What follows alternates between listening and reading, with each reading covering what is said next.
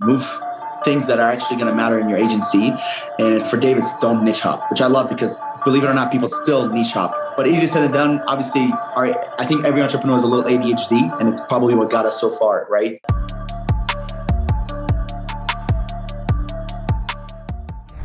We're live. Episode number 8, Hire Fire. I got Mr. Alex, Mr. Dave on here. And I believe you guys are located in 2 different places right now. We'll start with you, Dave. Yeah, or Alex, we'll go with you. Where are you at?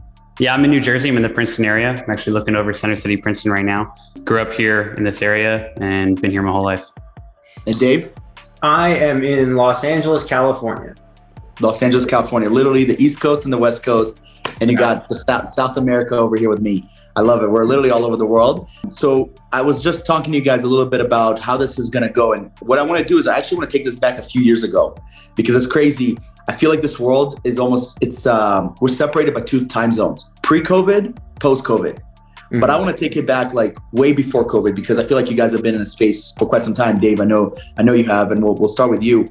Take us back to how you even got in this digital marketing space because everybody's story is a little bit unique. I know I started with more corporate and then kind of took me there. How did you get into this digital marketing? I know you guys work with gyms and dive into that a little bit. Yeah. So you want like the origin story. The origin story, baby. Like these people don't know you. I told you some of your clients, your employees want to hear this. Yeah. Cool. All right. So going back then, I'm not sure about your audience, but I know definitely a lot of the guys in the digital marketing space are younger. Today's my birthday. I'm 36 today. So amazing. I'm not one of the youngins in the space. I've been around marketing and digital marketing for a while, for at least like a decade or so. But prior to this, I was working as part of a friend's business. They had like an e-commerce store that was an 8-figure e-commerce supplement business.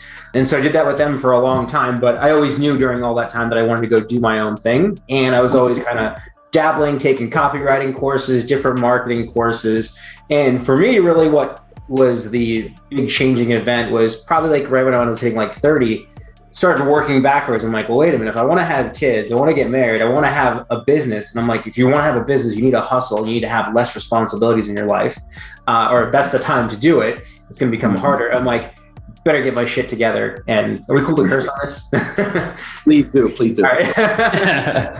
And I'm like, better get my shit together and get really serious about that. So at that time, I just actually chose to really like dive in. And I would say the course that at the time that really was the difference maker of a course was Tam Ovens' Consulting Accelerator course.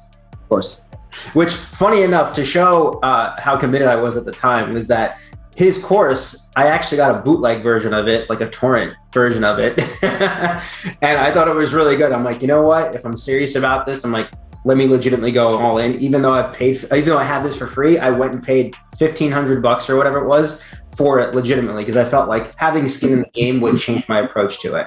And that helped me figure out at the time, because, I was working in supplements, like fitness industry, and I've been in part of the fitness industry for like a good decade. So naturally, just kind of led me towards figuring out that I wanted to work with gyms. Like who's a small business owner that fits like my history of what I know, which was working with gyms. So once I figured that out, the next thing was, as Sam teaches, it's like, well, once you figure out who you want to serve, go find who does it best and go look at what they're doing. If you can learn from them, go learn from them. And at that time, I was following Rob Bailey. They were like besides Alex Hormozi, and Hormozi didn't have a course or anything that you could take at that time. So Rob Bailey was the person that I learned from. I found out that Rob had just sold his agency and he was doing agency coaching at the time. Jumped into his program. I remember it was like $6,000 for his program. Got a payment plan on that. The first 2K was on my personal credit card. Then I was able to get a business credit card with 0% interest. I'm like, great. I'll go put the rest of that on there. And I figured, I'm like, I'll make the money back, which I did. So that was, and funny enough, like my business model is still very, very similar to what I learned from Rob, which was, doing advertising, doing lead nurturing. We have a team of, I think it's 11 or 12 like lead nurturers on our team that follow up with all the leads for our clients. And now it's expanded to the point that I think, was it about 150 clients we have, Alex, somewhere around that? Yeah. Incredible. That's incredible. So off the bat, Dave, went the corporate route and realized, I want to work for myself. I have all this experience in the fitness industry. Why not just jump into the gym space, which makes a lot of sense. And I love that off the bat, you invested. You knew that, a lot of people try to figure out everything by themselves. But for you, it's like, even though, Sam was not really that known back then, and Rob Quinn wasn't that known back then as well, you jumped into their programs and you invested in yourself. And I think it gave you the leap of faith. So I'm actually curious for you, Alex, where did it start? Where did it start a few years ago? Because I don't think you have a similar story to Dave. Obviously, no, not at all. I was going to say mine is so much more of a roller coaster than Dave's. I also context. So I'm 25. This started for me, and backing up a step, I was always entrepreneurial as a kid growing up. My dad, grandfather, everyone's kind of like in the small business world. And so I'm always like learning about business as much as I can and like flipping things growing up, trying to find like a side hustle. Instead of Sam Ovens, I was a Ty Lopez guy. I was going through a rough patch of my life, like 2015-ish, and found his 67 steps, listened to it religiously, but didn't have a business model or a plan. I actually was getting ready to go into a 4-year school. I went to New York University and I was getting ready to study sports management. I wanted to be a sports agent or like a lawyer. And I knew that was going to be a great way to make a lot of money and have a lot of fun. But didn't want to go through all the schooling and just like that really long climb into like a profession like that. And eventually found another program of Ty's, which he started maybe a year later, which was the social media marketing agency program. And I thought, this is just, everyone's killing it. And this seems so simple. Like all I got to do is get people to pay me like $1,000 a month from their business, and I'm going to do all their social media. Turns out it was a lot harder than I thought, because I wasn't niched down. Like I just told people I would do anything, like any service for any type of business, like not knowing what I was doing. I told companies that I would build them a rocket ship if they wanted to. And so also at the same time, I'm juggling a full-time internship, school, everything. And I'm living in New York City. So I was very busy, just didn't really give it the commitment until right around the time I was starting to graduate. I partnered up with a friend at the time and built a cryotherapy marketing agency. I got really good at media buying and operations. And we became one of the bigger cryo agencies in the space. We got a lot of coaching, met a lot of great people. Nice.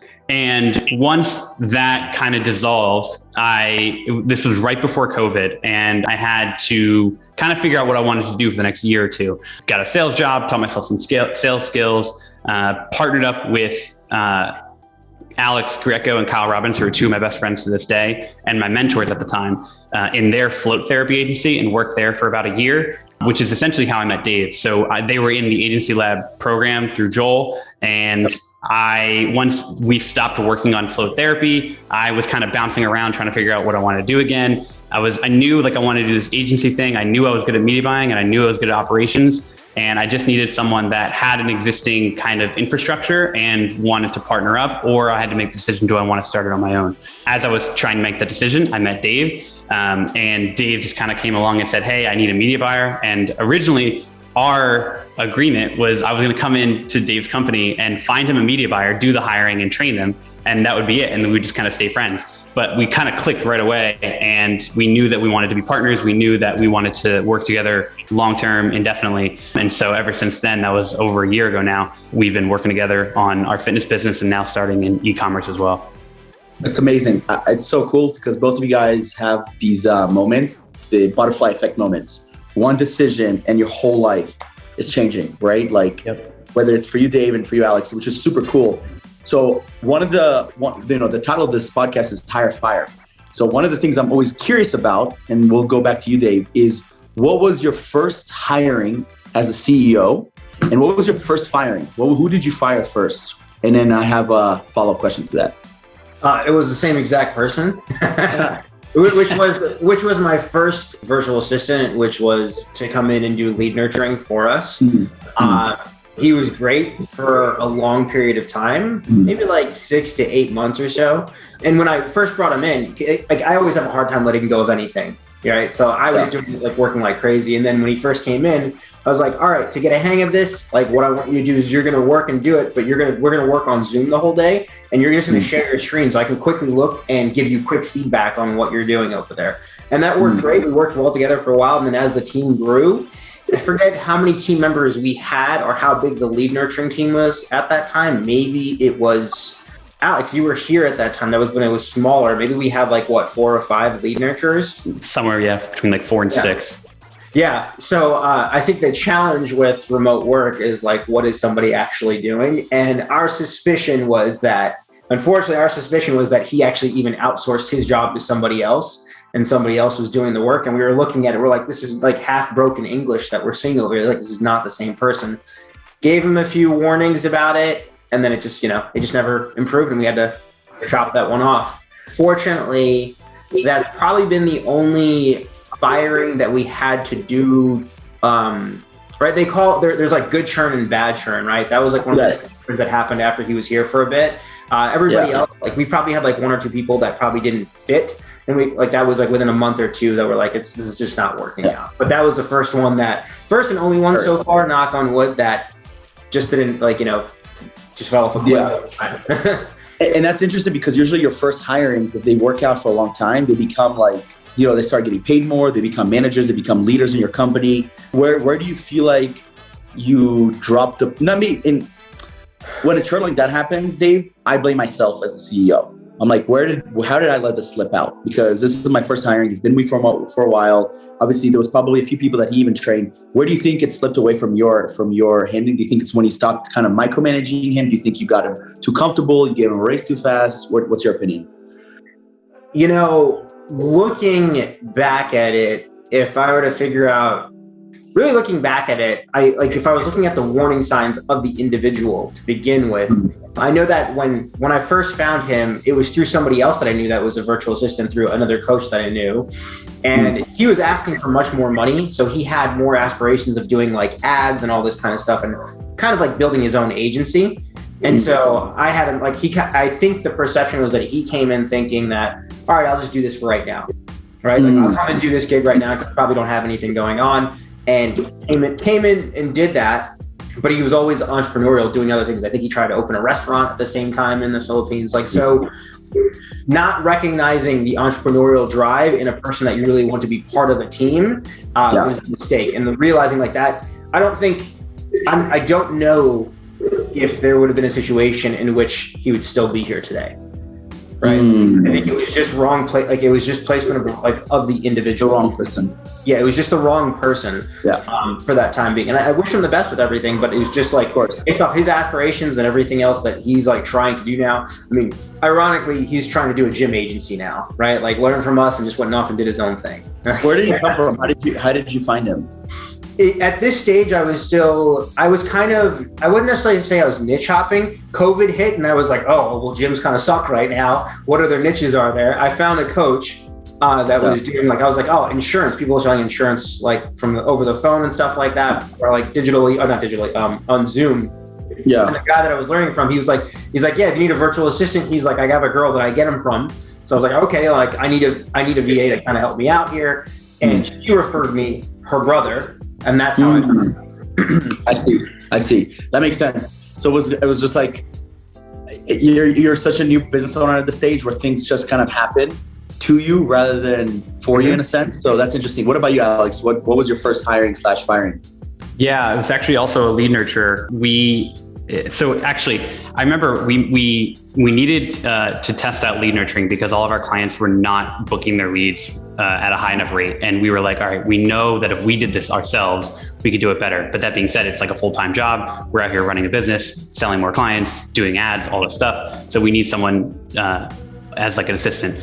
I wouldn't say that she was a VA, she was American, and we hired her on Upwork. I've had experience beforehand hiring people like interns and stuff at like my other jobs and stuff like that, but this was like my first direct hire that I was fully responsible for in the agency space at least. And so we hired her, and economically from the jump, it was already a loss when we took her. We took her at a loss because she seemed so awesome and she was doing such a good job.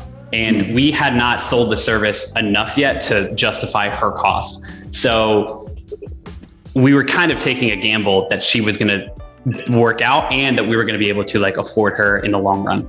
Turns out, I think maybe 3 or 4 months later is when we decided we weren't going to pursue that anymore, that service, and we had to let her go. But she was a great hire. I would say took a lot of like learning on the process because I didn't go very thorough into the interview process of certain skill sets, such as like technical things. Like teaching her the software that she had to use was I remember a little bit more difficult, but as like a people person and a communicator, she was excellent and she was the right person for the job. So I would just say that the biggest reason it didn't work out was like the economics of things. Like we kind of took a risk with hiring her and not affording her. And then, once we kind of dissolved the company, she was kind of long gone by then anyways. So. Okay, that's super cool. So back to both of you. So when did you guys officially partner up? Was that right around COVID or pre-COVID? No, this was last year, 2021. 2021, gotcha. So Dave, you were already crushing it. I know you and I have been chatting for a while. What was it about Alex that you wanted to bring him on board? Because obviously, seems super talented, but was it something in his resume? Was he recommended to you? Or you felt like, man, this is the guy I need on my team? It was actually funny. What it was back, I was in Joel's program, and at the time I had like 50 or 55 clients. And I remember Joel, I think, had done like a master class with like Kyle Robbins, I believe.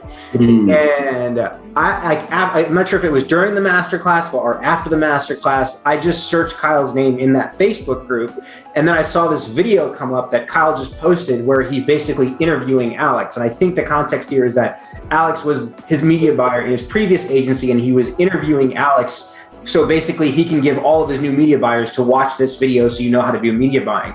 So that's exactly right. Yep. Yeah. So I watched the video. I'm like, this is really good stuff. And I'm like, I'm always trying to get better at ads. So I just reached out to Alex and I'm like, hey man, you want to like consult on my stuff? And like, I'm like, can I just pay you for an hour? And so he's like, yeah, sure. So paid him for an hour. He just like jumped on a Zoom call, looked at my ads, just kind of chatted for a bit.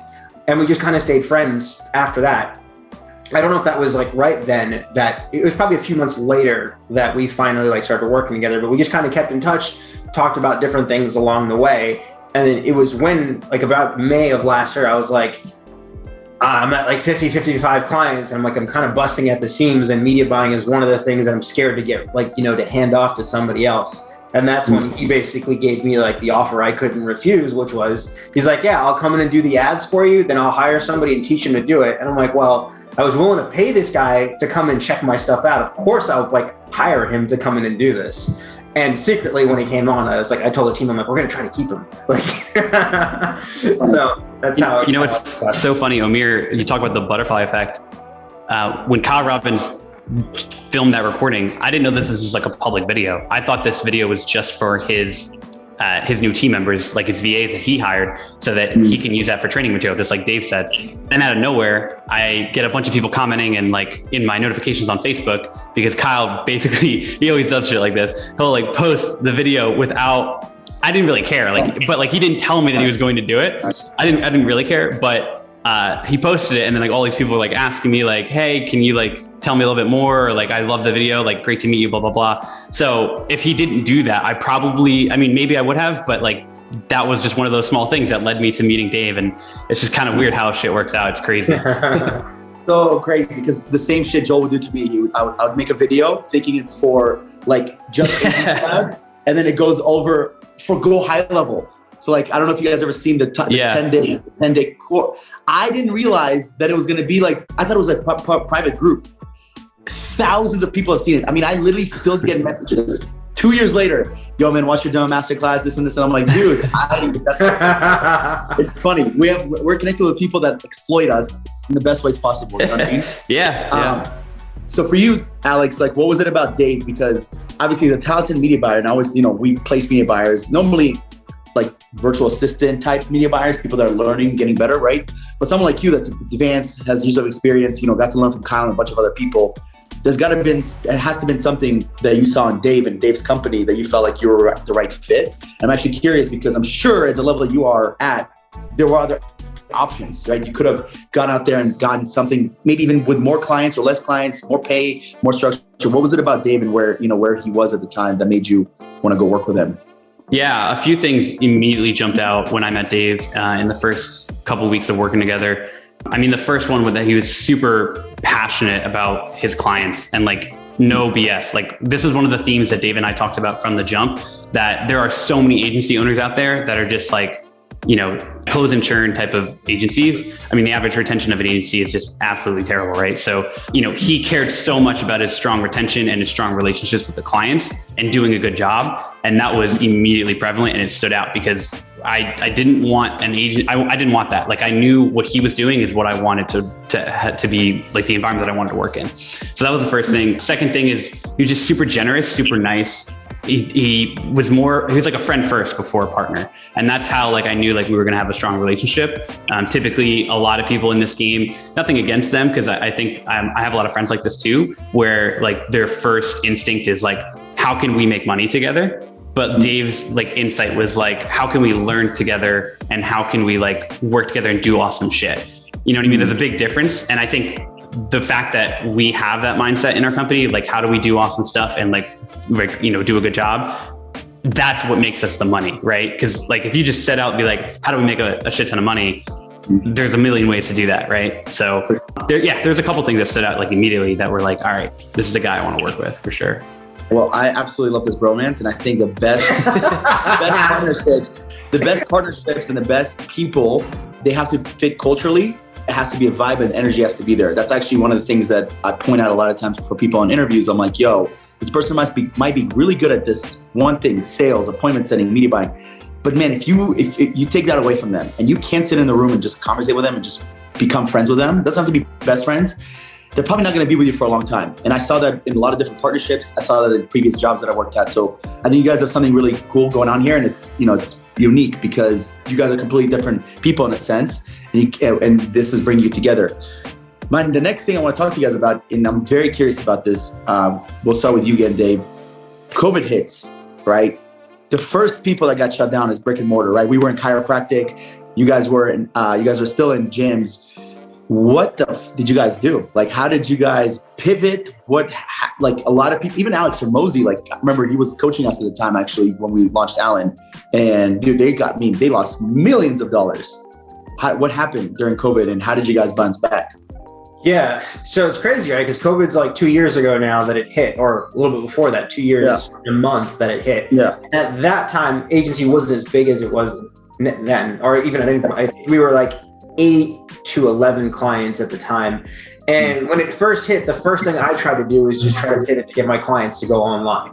The challenge thing is like we typically work with franchises, and I think it's probably easier to get a client to pivot if they are like an independently owned gym, because they're open to doing whatever you tell them to do, versus a franchise. They have like a headquarters that's kind of coming up with a strategy for them. So I got a whole bunch of clients that try to do the online thing, but like after like a month or two, it just fizzled because I think their mindset was like, they just didn't know how to sell over the phone, do things virtually. They was just too foreign of a concept. So pretty much we went from like, 10 clients all the way down to 1.5 or something like that. And so my quickest pivot was, I'm like, all right, let me take what's working in fitness. Like, what else can I do? Another niche? That's where I kind of dabbled with insurance. I also thought about it. I'm like, hey, online personal trainers are kind of trending right now. Like, trainers are making that pivot.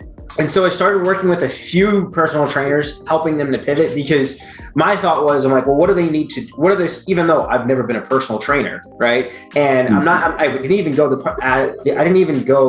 route of trying to teach them ads or anything like that. And I'm like, what they needed to figure out how to do is how to get clients. And I can teach them how to do that because I got everybody organically, right? And I kind of like looked at what everybody else was doing out there in that space, which is like how to do like organic, like Facebook marketing. And I started to do that, but the lockdown at that time only lasted like 8 weeks. No, it was like 10 weeks, I think. We had like a full-on lockdown. And fortunately, what happened is like, as soon as things opened back up, one of the benefits of working with like fitness franchises is like, if you're, Joe Schmo that has like your own gym on the corner or whatever, like a personal training studio, I felt like a lot of them just they're like, as long as I have like 1 or 2 clients, I'm fine. Like they don't have higher overhead, right? Like they can get by on very, very little. They just need a few clients. They probably didn't have to take care of their rent. So they didn't have as strong of a drive. When you look at like a fitness franchise, first off, these guys are usually licensed for like 3 to 5 years to have this gym and have this business going. They have expenses, like they have to make business work. So the second things opened up, like at least initially, like 6 of my clients came back like immediately. And in all honesty, I think like maybe it was COVID, maybe it was just doing things really well, but actually COVID exploded my business during that time because everybody needed, like all these gyms that we worked with, like they needed to figure out a way to like make things work. And we were building a good reputation for ourselves at the time. And a lot of our gyms shifted to doing outdoor. Those are the ones that like probably prospered the most. A lot of them went outdoor almost immediately. And depending on the state, they were able to do things back indoors. So didn't really need to pivot. Like it's almost like what happened was COVID caused me to dabble a little bit and then pulled me right back in and just took things off, ironically, for fitness. That's amazing. That's amazing. And then Alex, you joined him in 2021. Now you guys have 150 clients. What's the next stage look like? What is the goal for you guys? Do you guys want to work with like way more gym? I know, because one of the things you do very well, Dave, and you've done this for years now, is you work with franchises. You don't work with a mom and pop. You work with, I think, Anytime Fitness, and you've mentioned a few other names in the past. So for you, Alex, like what does the future with working here with Dave look like for you guys? Is it like taking over the entire gyms and taking gym launch out of business, or what does it look like? That would be an amazing goal. That's like David and Goliath. I would say, yeah, we have 2 main goals. One on the fitness side is we definitely want to grow exponentially. On the fitness side, there's a lot of opportunity. I think, the mindset that we talked about earlier, where we genuinely want to help our clients, is not used very often in the fitness space. There's just a lot of marketing companies out there that, will charge their clients a bunch of money and kind of almost make these fitness studios and gyms go broke. And we definitely don't want to do that. We want to be the one-stop shop for our clients to come to for anything that they need in sales and marketing for gyms. And we want to scale exponentially with a bunch of different franchises that we have strong relationships with. So that's the first goal. And the second goal is even a much bigger long-term goal, is we want to work in e-commerce with direct-to-consumer brands. And again, be the one-stop shop agency for them, so that, anything that they need for customer acquisition and retention, they'll come to us for any of the services. And we want to basically disrupt Madison Avenue. I think a lot of the legacy agencies like WPP and all them, one, they didn't make a quick enough transition to digital. 2, they work with really big accounts and they're not really working with the small direct-to-consumer brands that are doing 6, 7, 8 figures a year and can eventually grow to 9, 10 figures a year. They're just kind of going after the Zaras and the, Forever 21s of the world. And so we want to work with the smaller ones that are starting out of a garage and take them to that level. Very interesting. It's so interesting because gyms are during COVID, and you mentioned it's been 2 years, but really I feel like it's been like a few months that we got out of COVID, because COVID was really bad in 2020, but 2021 was still around, and especially in California, Dave, this, I was in San Diego last year. And now, we're starting to get back into, and I think people realize how important gyms are, because a lot of the people that passed away, unfortunately, and got sick with COVID, is number one reason is because they weren't healthy in the first place. So you guys are not just helping these gyms grow, but you're basically saving humanity in a sense, right? It's a way of looking at it like that, which is very interesting. So we don't have much time left, and I appreciate you guys being on here. There's 2 last segments I want to go over with you guys. Another higher fire segment where I actually I put together a list of a few different types of candidates. Right, we actually call this is literally the higher fire segment, where I'm presenting you guys hypothetical scenarios with these people. And I'm wondering if you guys would hire them or would you guys fire them? So the very first one is you're on an interview, and this person's a great culture fit. Dave and Alex exactly fits the mold. Let's just say he's a salesperson. Great culture, hungry, ambitious, energy, all the stuff you guys need. But he has 0 experience and skills. 0. This is basically like he was recommended to you guys by a coworker, and you guys felt like, we'll give this guy a chance on an interview, and you find out, okay, this person has 0 experience and skills about gyms, digital marketing, sales, but he has an amazing personality and amazing culture fit. Let's hear it out. Dave, we'll start with you. I think this is loaded, and this is very dependent on where you are in business. I think sometimes we definitely look for the soft skills, right? Like you may not, like a good client success manager, they may not have ever done client success before, but if they have great people skills, or like, if I just teach them the job, like those skills will come like right through perfectly. So it depends. I would say part one is like, it depends on the soft skills, right? And if they have those, if you're saying they're a great personality fit, there's likely a place for them in the organization. So now it really comes down to, where are we as a company right now? And it's like, do we need someone that's ready to go, that already knows the skills and can come in and like very quickly become a player? Or am I at the early stages where I'm like, hey, just shadow me for everything and you can take over XYZ responsibilities? So I would say for right now, if you're saying right now where we're at, gosh, right now where we're at, we need skill. So probably the unfortunate thing is that they probably would not be a fit. Okay, gotcha. For you, Alex, this is going to be a different one. So they come in. Damn, I prepared an answer for that one too. Okay, keep going. No. Because what I'm noticing is I've done this with two people, and then it's like you're taking a little bit from Dave, so I'm going to switch it up on you. Oh, yeah, fair enough.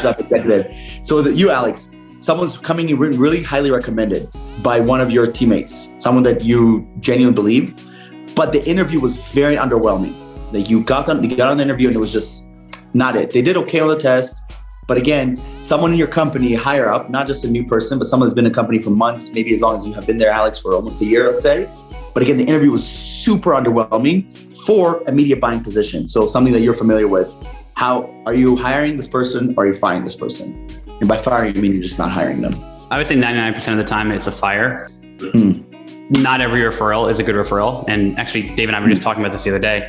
You can trust other people's opinions, and they're going to send you, let's say, a bunch of candidates over your, or a bunch of referrals, or someone like Omir, you could send me someone to work with, and I could be like, oh wow, but you could send me 10 more, and 3 of them I don't like, right? So not everyone knows exactly what you're looking for when they refer something to you. So you have to take that into mind, that it's not just because it's a referral doesn't mean it's perfect. Also, maybe they were right and they just had a bad day in that interview. But at the end of the day, you have to make that judgment based on what you saw firsthand, right? If I'm drafting a huge prospect, I'm going to use a sports analogy. If I'm drafting a huge prospect and they're super hyped, but they get to tryouts and they, suck, it's like, I don't know what to tell you. Like, he maybe did good at the lower level, but at this level, I can't take them. So I would say fire.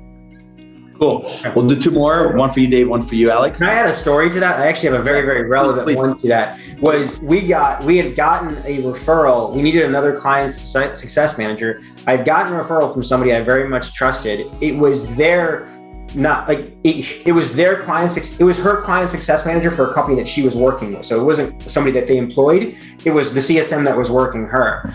And she used to work for Traffic and Funnels, which is a beast in the agency space, right? And I was like, wow, I'm like, yeah, we need a CSM pretty soon. Screw it. I'm like, this is a really, really good opportunity. And so we took we had her interview and had her do, we always do a test project.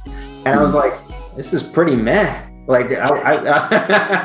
And I'm like, part of me really wanted to, I'm like, but she's from Traffic and Funnels. I'm like, you're thinking about this resume and how good they are. But I'm like, this was meh. If this is the performance I got here, I'm like, I'm going to just go with my gut on this and say, I'm like, this is not the right fit. That's a great story. So it's actually that actually brings in my kind of next question for you. If someone's super experienced, remember the first person for you, Dave, was not very experienced, but great culture fit. But this person, very experienced, years in whatever department you're looking for. Let's keep it at sales for now. So years in sales experience, sold, let's say, for Traffic and Funnels, sold for, the Cole Gordons of the world, the big guys, but he's not a culture fit. You guys are just not on the same wavelength. But again, let's say you're in a need of a salesperson. Hire, fire. I am probably going to go with fire. I don't think it's going to work, because you also have to think about the time that it takes that you have to put into a person, invest into a person, train them up. And to me, it sounds like, I'm like, this is probably not going to work out long term, even though it might be great over 6 months or something like that. I'm like, I want people that are going to be here for a long-term culture fit. Because guess what? If you have to go hire, now you're putting especially like CEO, COO, we have to go put our energy back into another person, finding somebody, like hiring, firing, training people. Like, that's so much damn work, man. So much time. Better to invest the time up front to find the right candidate, even though they may not have the perfect resume, but I'd rather take the time to find the perfect person. So I want to ask this for Alex. Do you think that if someone's not a good culture fit, do you think you can mold them into your culture? Do you think it's someone that you can, you don't have to change your personality and like do the whole craziness, but do you guys feel like maybe someone's not exactly there culture-wise, but over time, because they're surrounded by people like you on a regular basis, right? You yourselves and your team, they can get molded into that culture. What do you think, Alex? Absolutely. So, it's interesting when we were asking Dave the question, my mind resorted to, I think there are two buckets of people that are not culture fit, right? There's culture fit, there's not a culture fit, but like kind of just neutral, boring. And then there's not a culture fit and a detriment to your company's culture, right? And I think about like, if I'm hiring an accountant, right? They had like a 4.0 in college, master's degree in accounting. They're extremely book smart, right? But they're like a class clown and they can't stop making jokes and they can't take work serious, right? That's like an active detriment to culture fit. But if I have someone that's super book smart, 4.0 in college, whatever it is, super, genius in math, whatever, and they're just kind of like neutral, right? They're not a huge culture fit, but they're not like a detriment either. I would most likely hire that person. So, and that's mainly because I believe, back to your question, that I think they can be molded into your culture fit, but even if they can't, I'm still going to take the skill because they're not actually hurting anything. They're just not like super engaged. Also, one thing I like to point out is it's really hard. This is like the culture fit thing is super hard to point out in the hiring process. Like you most of the time can't really ever uncover or discover how someone's culture will be in your company until they actually start. That's why I believe in like hire fast, fire faster. So, maybe someone's just shy. Like maybe someone is just kind of nervous. Maybe it's like they're younger. They need to like develop, their personality a little bit, and that they're going to do that in your company. So I'm more so optimistic that people can mold into your culture. I love that. So the last segment I want to finish off with is your best advice for your younger self. So Dave, you've been doing this for a decade. If we were to take it back to 2015, 2016, when you were just getting your feet wet and right before you joined Sam Oven and Rob Quinn's program, what's the best advice that you could give yourself? Now, mind you guys, clearly things have worked out for all three of us and we probably wouldn't change anything, right? Because we're in a good place. But we probably could have gotten here faster. I'm a believer in that. So if you can go back to 2015, 2016, when not when you were 7 years old, but when you just started in this space, just started in this industry, and obviously times have changed so much, what would you tell yourself besides investing in Bitcoin? Besides starting an agency even sooner when it was easier, right? Like before it became super competitive. If I were really like looking at myself, and if I'm going back really like 10 years here, because it was just this decision, the one decision that I made a few years ago that I should have made a long time ago, which was stop dabbling, right? Just pick whatever the hell you want to do and just go at it like full bore and don't get distracted by anything else. I love that. And Alex, we're going to take this back to your early 20s. What would you tell yourself? By the way, did you go to college? Did you say you went to college? Yeah. And you finished too? Yeah, I graduated 2019. 2019. So like right at that cusp of the boom of social media marketing. Yeah. What would you tell yourself? Well, I started my agency sophomore year of college, and I would say for the first 2 to 3 years, I would tell myself I need to move boulders, not pebbles, because when I was getting started, I was focusing on the little shit way too much. I was like, what's my onboarding process for a client going to look like? Or what's my onboarding process for an employee going to look like? Let me build an employee handbook. Like, let me search up software that I have no use for yet because it's fun, right? And I was having fun, but I wasn't like solving the problems that my agency needed, which was cash flow and like scale. And I was just kind of like getting invested into the things that weren't actually solving huge problems and getting growth. So I would have got here a lot faster if I solved the big boulders, not the pebbles. I love that. So move. I mean, think bigger, move things that are actually going to matter in your agency. And for David, don't niche hop, which I love because believe it or not, people still niche hop. I still hop on calls on a weekly basis with someone that's like, I'm trying this and I'm trying this, I'm doing this, I'm doing this. I'm like, dude, just focus. But easier said than done. Obviously, I think every entrepreneur has a little ADHD, and it's probably what got us so far, right? Got us here so far, peeking at an ad, and then boom, here we are. But guys, I really appreciate your time. Man, I learned a lot. I'm sure the audience has learned a lot. Hire Fire, episode 8. Dave, Alex, really can't thank you guys enough. And we are out.